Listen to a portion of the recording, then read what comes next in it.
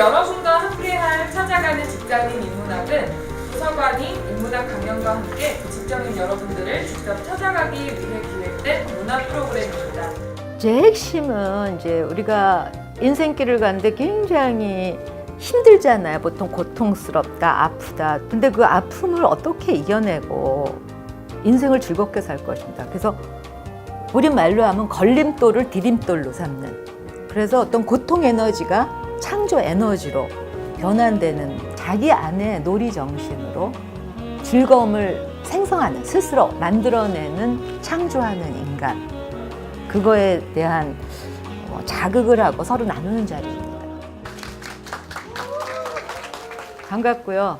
이 기류의 인문학으로는 제가 이제 도서관도 실제 가고 그러는데 아무튼 한국이 아프다 보니까 제가 호모 루덴스가 즐거운 인간 되기 뭐 이미 아시겠죠, 어느 정도. 제가 이렇게 살아보니까 인간이 생각하고 머리 좋다고 좋은 게 아니더라고요. 방향성이 있기 때문에 인간이.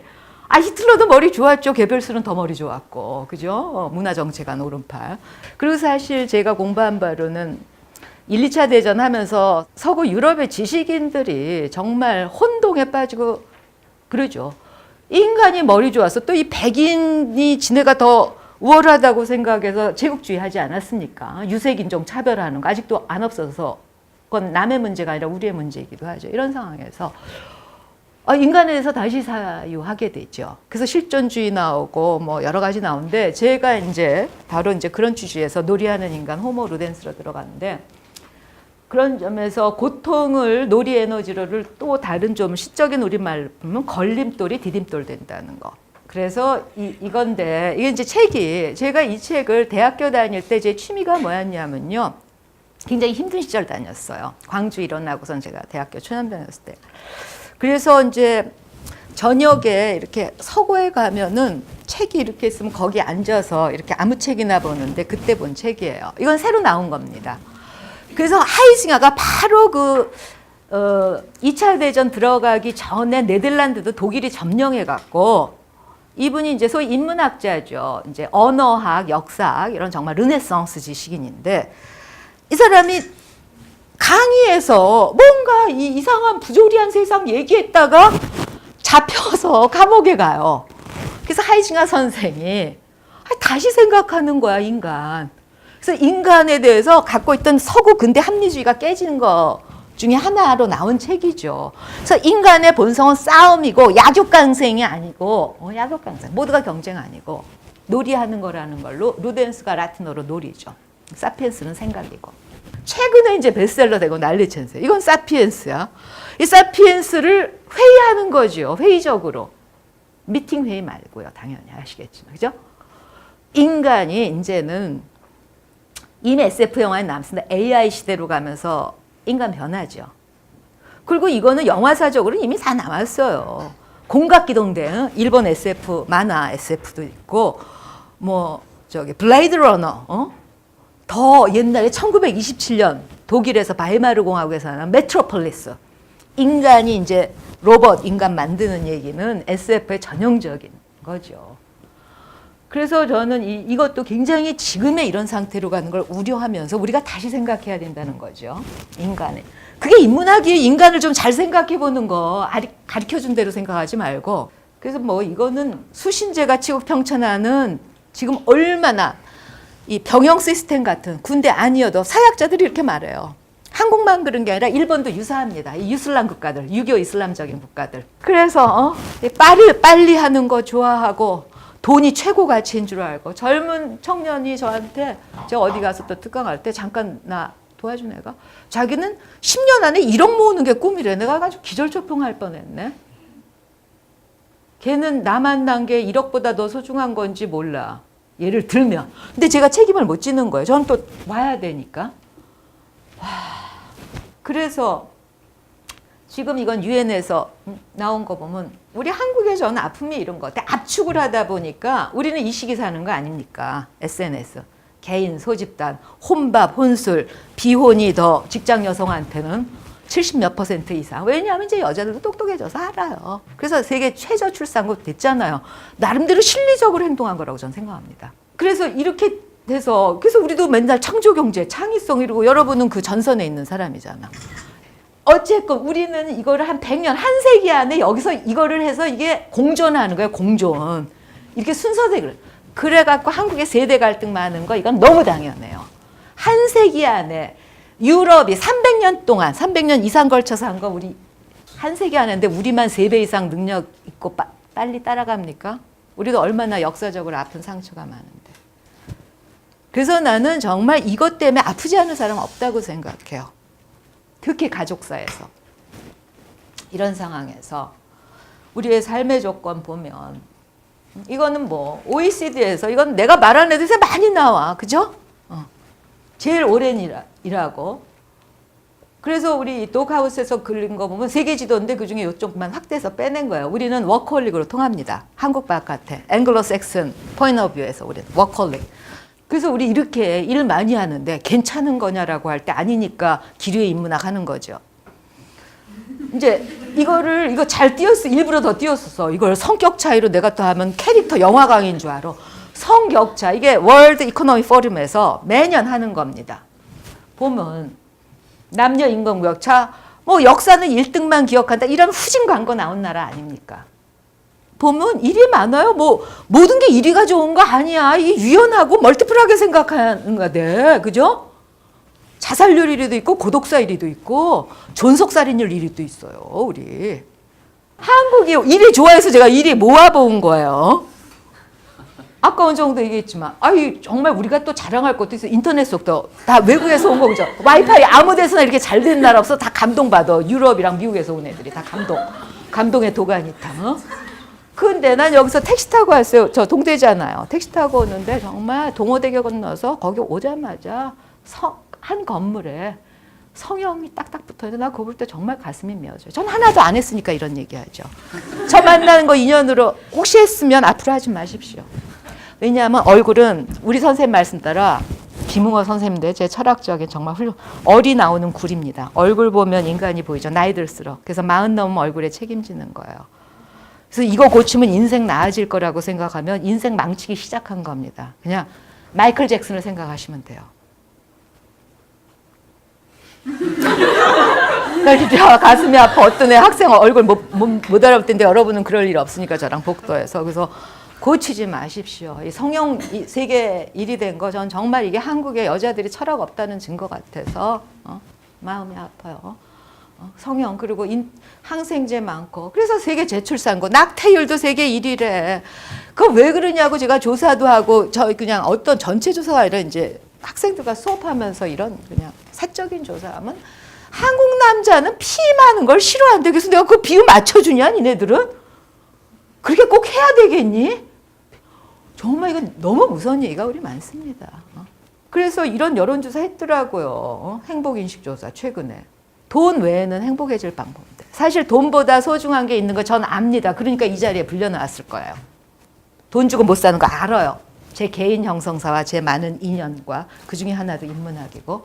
그래서 이런 우리 삶의 조건 환경 보면 정말 스트레스도 굉장히 많죠. 그래서 이제 아동, 청소년. 그래서 저출산. 여기서 사는 거 힘들어서 온갖 것들이 이렇게 나옵니다. 이거는 이제 작년에 제 제자들이 제 선성이에요. 여러분은 저보다 광고업계에 종사하시잖아. 그죠? 그러니까 잘하니까 이런 거 설명 안 할 거야. 한남충이 한담대게벌레가 아니에요. 우리는 동음이어가 많아. 제 경험상 보면 한국이 보캐뷸러리 어휘 숫자가 적습니다. 그래서 동음이어가 굉장히 많아요. 한자 문화권에서 한글이 나오고 한글 세대도 나왔지만 그리고 영어보다 불어가 더 많거든요. 그래서 외교 문서 반드시 불어로 동시에 작성합니다. 그것처럼 그래서 이 한남충은 한남동이나 한남대교 사는 벌레인 줄 아는데 그거 아니에요.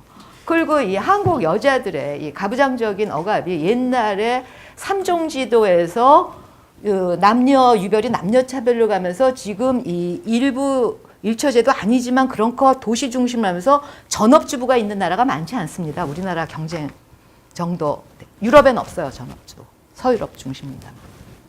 풀타임 하우스와이프. 왜냐하면 가전제품이 1920년대 나오는데 여자만 누르는 거 아니거든요, 그거. 여자들 나가서 일하라고. 여성 투표권 운동하면서 다 나온 거거든요. 가전제품. 여자 그 집은 쉼터지 한 여성의 일터 아니거든요. 같이 할 수 있으니까 어쨌건. 그래서 여자들의 이제 자기의 억압을 이건 이제 한국의 집단 심리학에서 많이 나온 거죠. 이 전업주부나 이 엄마로서의 자기 인생을 건 여자니 애들이 크면은 떠나잖아요. 같은 집에 살아도 떠나는 거잖아요. 그래서 자기 억압을 애한테 특히 아들한테 풉니다. 가부장적인 것 같아요. 그걸 맘충이라고 그러죠. 전화기 뭔지 아시는 분? 취직 잘 되는데. 문성은 뭐죠? 그렇지. 지어이는 뭐죠? 전화기의 반대말? 지방의 여자의 인문학이면 취직 안 된다는 거야. 이러니 망조가 들죠. 이런 식으로 간다. 이게 풍토라며. 그래서 이런 헬조선 수저론 얘기가 나온 거 아니에요? 이거는 세트죠. 서로 코드가 같은 거죠. 지금의 한국에서. 그래서 기류의 인문학을 하는 겁니다. 뭔가 그 아픔을 그래서 엠포세드가 나오는 얘기 아닙니까? 그래갖고 이 빨리 압축. 그래갖고 제가 조사한 건데 이거는 급도 보자라서 급급이라고 써. 이게 이제 표준어 국어사전도 맨날 바뀌는 거니까. 이 아주 경제에서 이렇게 급급. 정말 아파요, 아파. 말이 아파. 이거는 환자 용어야. 급한 병들어서. 제가 들은 에피소드로 저는 저기 외국에서 오래 살았으니까 여행 혼자 가지 깃발 부대로 안 가죠. 근데 이제 들은 얘기인데 동남아시아나 이런 떼관광, 파리 루브르도 떼관광 가는데 동남아시아에 한국인들이 가는 식당 있잖아, 한국말. 그러면 거기에 서빙하는 애들이 제일 먼저 배우는 한국말이 빨리빨리래요. 빨리빨리 먹고 그 다음에 빨리빨리 수브니르샵 가서 또 빨리빨리 보고 빨리빨리 이거 찍고 빨리빨리 카카오톡 올리고 이런 건가? 와, 이 시간에 쫓기면서. 그래서 정말 최장시간 노동 시간. 그러면 최고로 잘 사는 거 아닌 거. 이건 이미 나왔어요, 답은. 그죠? 그냥 왜 그런가 우리가 스스로 진단하는 거죠. 그래갖고 우리 보면 이 보행자 교통사고, 우리는 너무 보행자 중심 아니고 빨리 달리고 이게 이 자동차 문화도 너무 급하게 들어서 아직 근대화된 도시생활 매너 없는 사람 알아. 제 학교 주차장과 우리 집 아파트도 엘리베이터가 열리면은 그 앞에 서 있는 남자가 꼭 있더라니까. 여자도 있지만 주로 남자들. 그래서 저는 일부러 저라도 저는 이렇게 엘리베이터 있으면 여기 서 있습니다. 다 사람 빠진 다음에 타려고. 그거 보면 알아요. 엘리베이터 원래 내리고 타는 건데 지하철 탈 때도 그래. 내리고 타야 되는데 먼저 타는 사람. 이건 뭐냐면 아직 아까 말한 농경시대예요. 우리가 공존하는 거 어쩔 수 없어. 그거는 구조적인 문제예요. 그 개인 탓하면 안 돼. 무식하고 뭐가 근거가 없다 이렇게 하면 안 돼. 구조적으로 300년 동안 해야 될 거 100년 동안 해서 농경시대 마인드로 21세기를 사니. 그래서 빨리 해서 이렇게 그게 일상의 현상학적으로 언어로 이렇게 나온 게 급도 안 돼서 금급 나오고, 한국 떼관광을 하는 외국인이 제일 먼저 배우는 한국말이 한 번 더 하면 안 돼. 빨리빨리 2번 해야 돼. 그래서 지금 이미 이거는 많이 다 나왔어요. 고령화인데 우리가 일본 이기는 거죠. 일본보다 더 빨리 초고령화 사회 한다고. 그래서 이러죠. 한국 그 최저 출산율도 이렇게 가면 인구 구조 다 무너졌잖아요. 그래서 없어진다는 얘기를 서양의 인구학자들이 하죠. 그래서 페미니즘만이 해법이다. 이건 제가 하는 얘기가 아니라 물론 전 동의합니다. 서양의 남성 인구학자들이 한국에 특강 와서 그런 얘기 하시대. 그러고서는 이런 장수, 그래갖고 웰빙 갖고 하고 이걸로 장사도 하고 상품도 하고 막 그 많이 광고해서.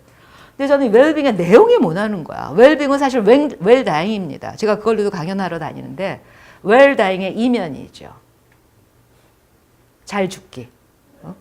삶과 죽음은 동전의 양면이니까. 그래서 오늘은 이제 바로 그런 거 근거해서 호모 루덴서로 살기를 제가 말씀드리는 근거가 이겁니다. 그래서 최근에 나온 이거는 아까 말한 대로 특히 한국의 고수랑 이거 하면서 한국인들이 굉장히 AI에 더 지식도 높고 관심도 많은데, 이 할리우드 스필버그 AI 나온 거 오래됐어요. 저거 봤거든요. 그 AI를 입양하는 백인 여성의 이야기예요. 그리고 이거 강추입니다. 이거 뭔지 아는 사람? 이미 써있다 제목. 대문자어가 아니라는 게 중요합니다. 이건 로보컷 나온 게가 언제야? 이게 다 그거 아니에요. 이제 다른 인류 시대를 하는데 우리는 농경 시대와 공존하기 때문에 복잡한 거죠 우리가. 그래서 앞으로 없어지는 직업에 대한 여러 자료가 있는데 뭐 이거 하나가 맞는 거 아니에요. 이제 이런 학자들이 다 내놓습니다. 텔레마케터는 아직도 한국은 좀 있나 본데 이제 거의 다 없어질 거고, 뭐 회계사 이미 없어지기 시작해서 인기 없어지고, 그렇죠. 이거 쭉쭉 없어지죠. 그러면 뭐가 이제 어떤 쪽으로? 그래서 정말 오면서도 최식 기자가 그러대. 그 청년 실업수당 어떻게 생각하냐? 직업 숫자가 적어서 그래요. 청년 인구 줄었는데도. 그래서 이 창의성 나오는 근거가 이런 거죠. 이제는 직업을 발명해야 돼. 혹은 프리랜서 에어리를 발명해야 돼. 지가 하는 거. 기존 거 많이 없어져요. 그래서 이런 사회에서 이 나온 게 뭐 더 있습니다. 녹색 분야. 그래서 에코 해야지 돼. 우리가 에코 글로벌리즘. 심리치유 예술 분야 이런 거. 그래서 최근에 그 제 제자 중에 하나가 샌디에고에 왜 갔냐면 영어 교사 자격증 따러 갔다가 제가 뉴욕이랑 어디 가긴 했는데 몇 번 같이 다녔고 저랑 같이 공부했거든요. 시네 테라피로 박사 받았어요 최근에. 그래서 한국에 나와서 우리 집에서 파티했어. 만들었어 분야 시네 테라피. 인스티튜트가 있어요 미국에. 근데 이거는 먼저 영국에서는 이미 나왔고, 그렇죠? 그림도 정신대 할머니도 그림 치유 들어가잖아요. 그거 나왔는데 이제 영화는 좀 뒤늦게 들어온 편인데 이런 분야 말하는 겁니다. 그래서 이것까지 해서 그런 걸로 이미 나온 게 인간은 경쟁보다는 자기가 좋아하는 것을 할 때 더 창조적이고 즐겁다라는 걸 보여주는 거죠. 그 중에 이제 대표적인 것만 제가 소개하는. 마크 트웨이는 우리가 어려서부터 그 학교에서 강추하는 동화책이라고 말할까? 그런 작가죠. 해야 되는 걸 하는 건 일인데 먹고 살아야 되니까 직업이 있어야 되니까 뭐 이런 거겠죠. 안 해도 내 지가 좋아서 해야 되는 걸 노립니다. 바로 마크 트웨인 정의에 제가. 그리고 이 그림 뭐냐면 톰 소여인데 얘가 이 가난해. 고아 같은데 어디 얹혀 사는데 노동해야 돼. 근데 애가 재능이 있으니까 동네 골목대장이야. 근데 그날 먹고 살려면 이 울타리 칠해야지 돼. 근데 이거를 일인데 놀이로 바꾸는 얘기예요. 그 그림인데 너 뭐 하냐? 우리 놀아야지. 얘가 항상 놀이를 개발하는. 그러니까 나 오늘은 페인트 놀이 하기로 했어. 이러네. 그게 무슨 놀이야? 그러니까 이거 너 얼마나 이렇게 하는 거죠. 막 열심히 하는 게 아니라 참 폼이 벌써 그러잖아. 룰루라라 노래하면서 이렇게 하는 거야. 이거 예술적으로 뭐 좀 좋잖아 뭐 어쩌고 이 동네가 환해지고 막 이러고 이제 개소리를 하는 거죠. 진짜 그러냐?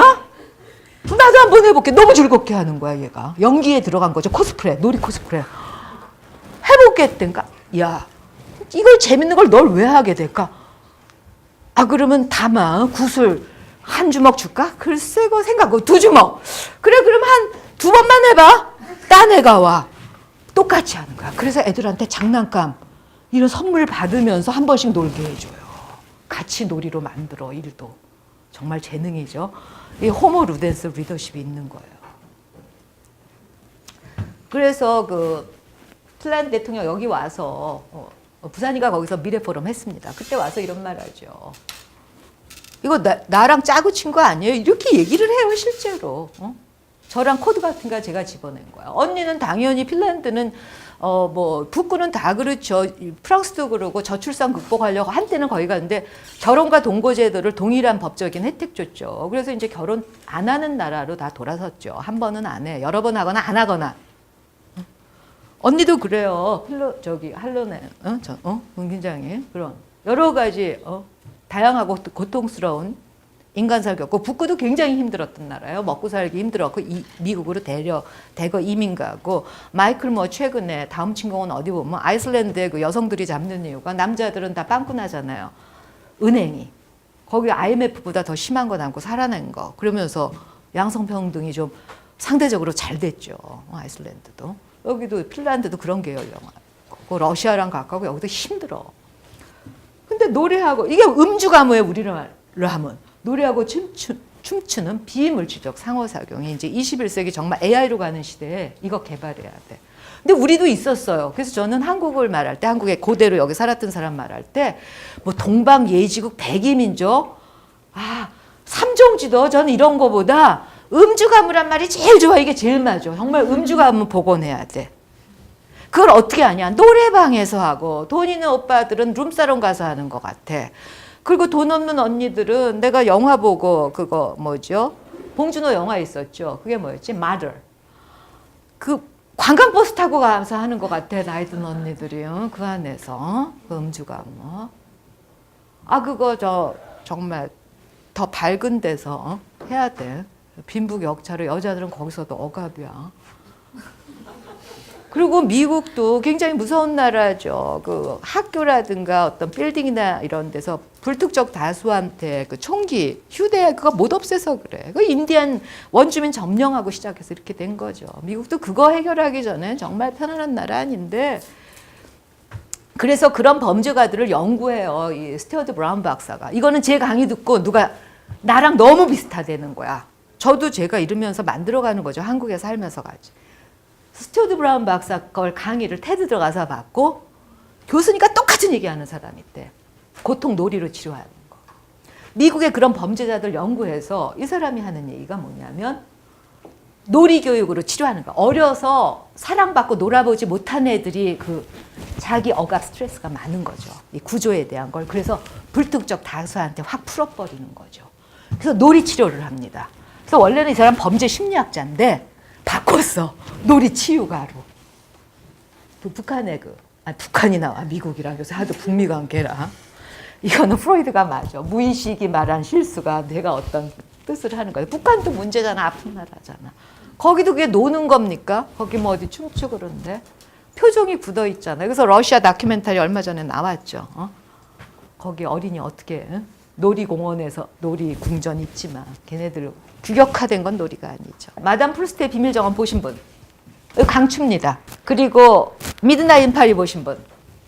그것도 돈벌이 할리우드 시나리오보다 그냥 산책하고 인문 예술학적으로 호모 루덴스로 살래 이런 거잖아요. 제 식의 코드로 얘기하면 그거잖아요. 거기서 거트루드 실존 인물입니다.